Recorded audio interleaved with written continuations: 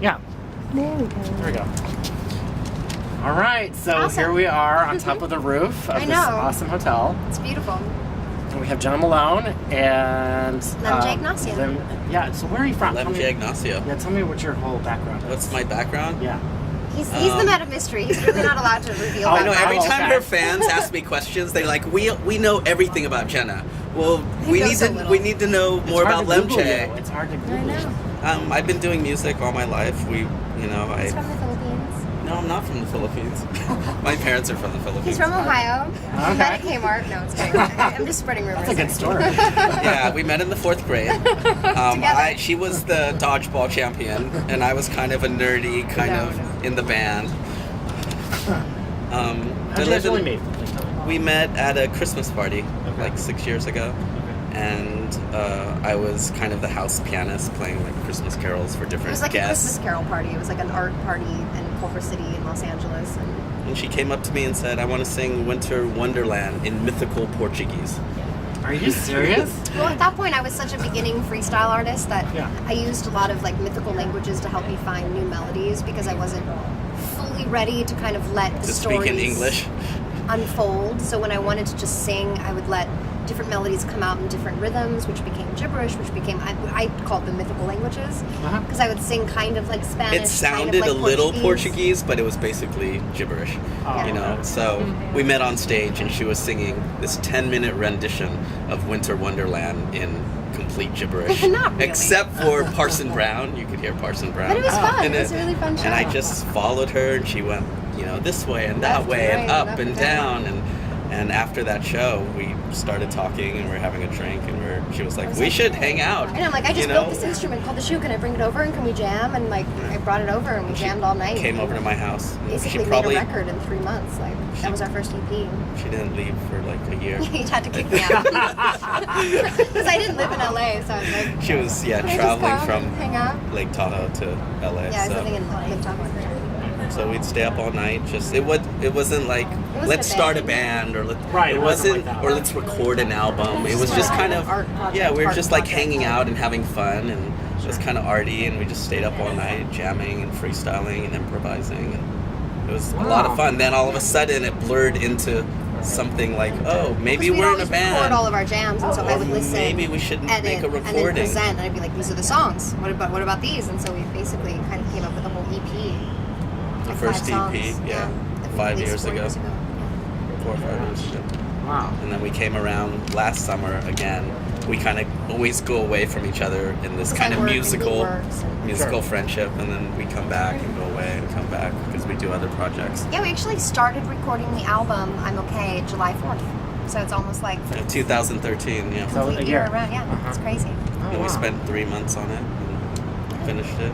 So the shoe refers to a musical instrument? The instrument that I built. Yeah, basically, at first it was a steamer trunk because I was living in Lake Tahoe and I was just like experimenting with music. I taught myself Pro Tools. I was like, I had made 2 albums by myself, like as Jena Malone and her Bloodstains. That was my first band. And I had like, it was like 12 tracks per album. I mean, I was like really digging in, But it's really cool stuff. It's like 3 a.m, Jena being kind of a little dark and bedroom. It was cool. But I don't know. And then I just realized that I had spent so much time recording by myself in my room. But like to become a better artist and become a better freestyler and become a better storyteller, I felt like I needed to like take it on the street and just start performing for people. So I put all of my instruments in this steamer trunk, bought a generator, and just drove down to LA. And I was like, I think I'm just going to start playing on street corners for people because that's the most terrifying thing that I could ever do and probably I'll learn the most from, And then before I even got to do that, I met Lem Jay and we started jamming. And I was like, oh no, this is what I'm going to do. This is way more. Yeah. And we were doing that in my garage, for a few months. And then we decided to do actually what she just talked about. Go to street corners, go on bridges and rooftops. I wouldn't even tell him sometimes. I'd be like, just meet me at this address. Let's go to this park, and bring your keyboard. And we wouldn't invite anyone. I mean, we'd invite some friends. Sometimes we'd invite a few people. It would just be playing for the birds, just trying to play for the atmosphere of what it was, Yeah, just to show kind of, for ourselves and for the birds. Well, because as a freestyle artist, you really want to like vibe off the different environments, and so like for me, like playing under a bridge, like I'm gonna want to tell different stories, and like set playing up in a front hotel of a room. liquor store or a laundromat, you know, on the corner in LA, you know. This is really the first time we're doing something kind of pseudo, you know, traditional, like advertising for for an audience and inviting people and doing a short tour or this hotel but tour. It's still pretty improvisational. I mean, doing like random things in a hotel, like, you know, you never really know where we're gonna play. Yeah, even before this show tonight, like this afternoon, we were like, you know, freestyling on the roof of this and in the elevator and in random rooms, and I know, it's so much fun. Wow. So it's kind of fun, and we're doing that in every hotel. We're really kind of, you know, They basically allow us to explore the hotel via freestyle for about 2 hours, however long we want, really. Create kind of creative content for them that we can't really invite anyone to because it's like obviously capacity and it just allows more of a spontaneity of the moment. But today we played a couple songs for like a 9-month-old like little toddler that was on the floor like in front of the hotel. We just set our amps down and started playing for her. It was so beautiful. We were in the lobby and there were some people watching, you know, just people coming by. So it was pretty cool. Do you think, does the fame get in the way of what you're trying to do sometimes, or no? No. I mean, I get so lost in the moment. I mean, if I was more aware of people judging or looking or, you know what I mean? Maybe thinking something else. But I don't know. I guess I'm pretty...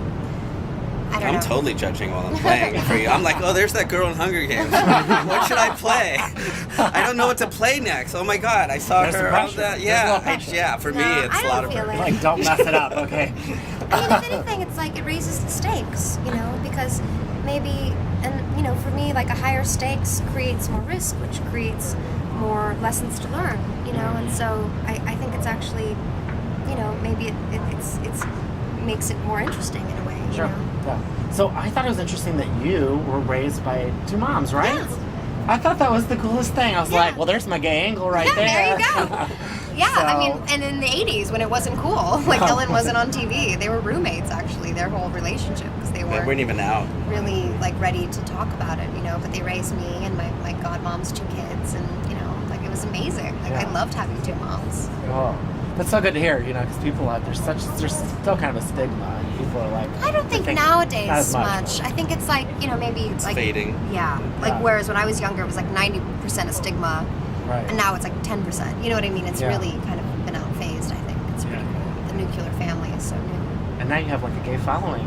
That we saw downstairs. I know, it was so cute. There's like this whole line of boys. I'm like, who are those cute boys? I'm like, they're too sharply dressed. I was like, and then when I asked for the words for freestyle, he's like, circle skirt. I'm like, The circle skirt. that's all I needed to hear. That was perfect. That was perfect. And talking about shoes, how many pairs of shoes do you have? And those shoes are amazing.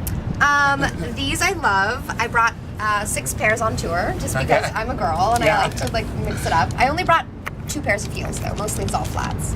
But You're so serious about that. It looks like only 2 heels, the rest are flats. So you have a closet full of shoes, basically. I have a lot of clothes. You have a lot of Yeah, shoes. I'm kind of a big girl. So in the song, you know, Dead Rabbit Hoax is like, it seems like it could be in a movie soundtrack. Would you want your music to be like in a movie? Or like Of a course. I mean, Sofia we want- Coppola is what I'm Love that. thinking. You know, we want our songs to enter into whatever they should be in. You know, I mean, you know, you create them for yourself and for others, and then you release them to the world and however they want to manifest. You know, like whether it's just like in a 16-year-old girl's headphones, or in a film, or on a commercial, or like on the subway, or it's like a found cassette 15 years later. You know what I mean? Like whatever that is. Like I'm really interested in like the shelf life of music and like how it sort of exists beyond you. You know, and like not trying to control that either. You know. Mm-hmm. It will kind of just happen. I mean, I'm sure it will. You know, Yeah, I have a feeling. Yeah. I was thinking Sofia Coppola. And you were on Broadway in Doubt, right? Yeah. It's on Broadway. So, but did you want to do musicals? Were you like, I want to do... I grew up doing musicals. My Oh, mom okay. was in musical theater when I was younger, and so Oh. that was like actually community theater in like Reno and Tahoe. But But you got the bug. I got the bug. I still know so many musicals by heart. Like One night in Tahoe, we did our our own Into the Wild. Into the our Wild. own rendition of The Sondheim's. entire Into the Woods. I know. Into the Wild. It was amazing. You were in that Sorry. movie. I didn't know that was a musical. Oh, Emil Hirsch has the best voice. That number that you guys sing. I can't imagine Sean Penn wanting to try. Sean Penn. No, yeah, we both kind of have musical upbringings and a little bit. We used to always freestyle like fake Musical. Sondheim, like Yeah. pseudo okay. Sondheim. We wanted to do that today, but we didn't because I started with Fancy, Reba McEntire instead. So I think we recorded that night in Tahoe. yeah, where oh we yeah, were I have doing it. like I've Into heard the it. Woods. It's Yeah, not we my need to get that out favorite. there somewhere. We gotta work on it. The Yeah. Shoes version of That's Into fine. the Woods. Yeah. Yeah. And what's influenced you as far as music? I mean, I was seeing some Bjork down there. I was seeing some like. Yeah, I like Bjork. I mean, I feel like I like more like singer-songwriters that are just more storytellers, you know? I mean, PJ Harvey, Neil Young, Nina Simone, Daniel Johnston, you know, Van Morrison. All right, okay. I get it. I mean, I love Lana Del Rey's new album. I Oh, love sure. Foster the People's new album. Like, Yeah. I'm just now starting You to love kind of Katy get into Perry. more. I love Katy Perry when my 16-year-old sister is in the car. Like, we have Loud, the best you time. blast it. Super Sure. loud. But yeah, I don't know. Music, I feel like it's just a matter of where you are and what you want to hear from it. You know? Yeah. Do blondes have more fun? All the time. Are you kidding me? I'm having the most fun of my life. And I like the bangs. It was very like Kate Nash. Oh, and thank I you. like I like it, yeah. Can't really Yeah. do too much with it, but... So Hunger Games, you still have this coming out, right? Two more Yeah, two movies. films, yeah, Two coming more out movies. And November she's next your character's a lesbian in the movie, or in the books. But I didn't remember her being, or no. I think Is that it's not right? I think it's ambiguous. It's Someone told me in the ambiguous. books it was. No, No, it's it's ambiguous. ambiguous. Oh, okay. We'll Yeah. keep her ambiguous then. Okay, got it. I think she's much more bisexual. I don't think that she's, you know, intimidated by either gender, and I don't think that she's in love with either gender. I think Yeah. it's about power for her, you know. Has it been intense, like the training, did you have to training and stuff, or? Yeah, I mean, when we did Catching Fire, but no, I mean, it hasn't been that intense. I mean, Oh. I enjoy it, so I have Yeah. a fun time with that stuff. I never go to the gym, so I like when someone tells me I have to go to the And gym. you get paid to work out. Yeah. Nice. Inherent Vice, is that what it is? Yeah. Inherent Vice. So this is a huge, great cast, right? I mean, it's the Everybody. gift of my life. Like, I love Paul Thomas Anderson. Like, Yeah. I think he is the most original voice out of America, you know, like American filmmaking in the past, like, 100 years. Like, I love him. And so getting to work with him on this and, you know, reading his script and seeing how he works on set and, you know, there's like 65 actors in the film. I mean, there's Yeah. so many, such an amazing cast. It was just such an honor. A I'm dream. stoked. Yeah. Oh, cool. Do you ever get intimidated by any stars or any? Have you ever? Were you ever just like Susan Sarandon? I get Joy intimidated by people more than stars. I don't know. I feel like Oh. because we're all just like in the same neighborhood, I'm like, oh yeah, you know, it's more like a recognition of like you see each other and you see each other. It's like this being seen is more of like there's a calmness there. Okay. But like I get intimidated by like, you know, hanging out with like 16-year-old girls that I respect, or like you know like writers that I respect, or musicians, like people that do things that I don't do at all. You know. I mean, I guess I do music. So people can keep up with you guys on Twitter. And, Yeah, Is there a website? Instagram. Is there a website for you? There was an openrecords.com, also just on Facebook and Instagram. I mean, I'm kind of an Instagram junkie, so I just feel like I've been really flooding those. I've been seeing those. Yeah, good. Facebook. Yeah. It's a way of telling a story that's. I love great. it. I love an image. I Keeping up love with what you it can guys. do. And you're going on to, you said, where else are you New going? York is next, and then New York London. and London. Well, I appreciate you guys coming to Chicago. Yeah, This it's has so been- nice. This has been great. Yeah, it's so I mean, fun here. and such a cool opportunity to see you in a little intimate thing. Yeah, it was really nice. I love that room. It was nice to be able to kind of see that online and like pick it, you know, and then like Yeah. show up and I'm like, oh, great, that's good, yeah. All of our shows have been pretty intimate and kind of, you know, almost, you know, not a big show. Not you too. Yeah. Kind of, and we've always done this kind of DIY, you know, kind of this homemade sort of split between, you know, something raw and something maybe a little bit more spotlit. You know, Does sometimes it just go off the tracks and go wrong, or? All the time. I mean, that's as a freestyle That's artist. you part have of to it, allow yeah, that. for sure. Yeah. But I love that. I love how it like manifests as fear and insecurity, and then you're just sort of like working through it and like sharing with people. Like I love sharing mistakes with people. You know, like I feel like not a lot of artists allow you into that process of you know, maybe this thing's not working, and I want to be honest about it. Like if I'm not liking this sound, like gonna step away and try something else or And restart a lot, the song. you know, sometimes half the songs or even more than that is unrehearsed and just of the moment. So of course, you know, sometimes Jenna and I are so in sync and we're just like mind reading each other, and sometimes we're kind of like missing like this, each other. you know, we're like it's definitely not a conversation between, you know? paralleling each other, and so, but that is kind of interesting as well. Yeah, you know, because it kind of makes different rhythms and melodies and songs too. You know, it's not about just creating something that's perfect all the time. It's also furthering your journey or your conversation or your language as an artist. You know, like we were talking to someone yesterday saying we like probably mess up 7% of the time, but now I'm thinking it's a bigger percentage. I always said it was a bigger percentage. It's more like that's really like low. I think it's like, more like 47. No, I would say like it's like 80. You know, like 80% that you fall flat and 20%. on. That you know. fall and.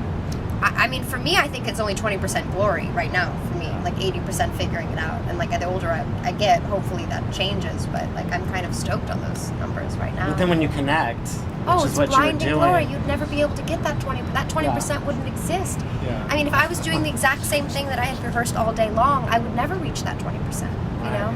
Yeah. You're like that with music, and I'm like that with relationships. 80% I fail, and 20% is the glory. But you gotta keep trying. I know, you gotta keep trying. Put yourself out there. What would Jenna do in a freestyle? What would Jenna do? Oh, the bracelets would be easy to market. What would Jenna it's do? very close to Jesus. You don't even need to change the initials. They just scratch out a few of the letters and. Well, it's been great talking to you guys. Yeah, super fun. Thanks for your Aw, time. Jeff, thank you so much. Okay. Thanks. Right. And cut. And cut. Thanks for. It got dark out here though.